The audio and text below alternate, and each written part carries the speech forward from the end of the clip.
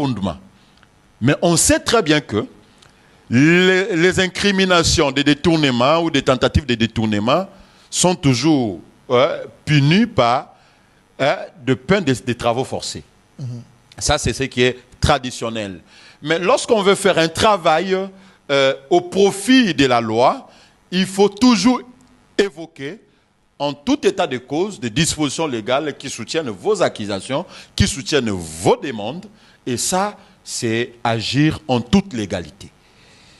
Donc, on a été, n'est-ce pas, devant un ministère public qui a qualifié le fait des tentatives de détournement de fonds publics, alors que cette infraction est généralement punie par de peine, comme je l'ai dit tantôt, des travaux forcés. Et c'est là, son travail n'a pas été très bien articulé parce qu'il n'y a pas eu disposition légale qui a été invoquée pour dire que si Moutamba sera condamné à une peine de 10 ans, c'est sur base de tel article du code pénal congolais. Vous avez un élément à charge de Moutamba.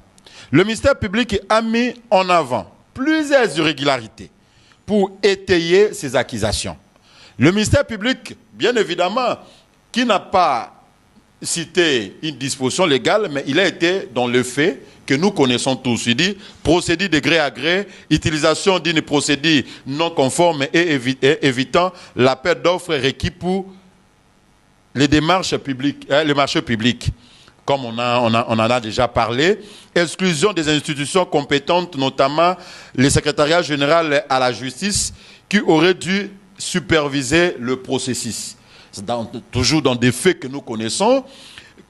3 contrats avec une société fictive. Nous connaissons déjà ça.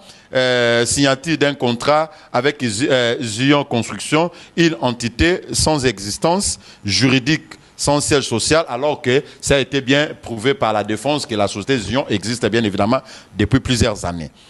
On comprend très bien que le ministère public poursuit encore ces accusations, bien que sans les soutenir avec des dispositions de la loi. Transfert de fonds, virement de l'argent du compte Privao, alors que Rose Mutombo était venue en fait laver Moutamba sur ce point. Absence d'approbation, le contrat n'a pas été validé. Vous savez que Moutamba avait formalisé sa démarche et la loi, et tous nous sommes égaux devant la loi. La loi sur le marché public dit qu'après l'avis de non-approbation dans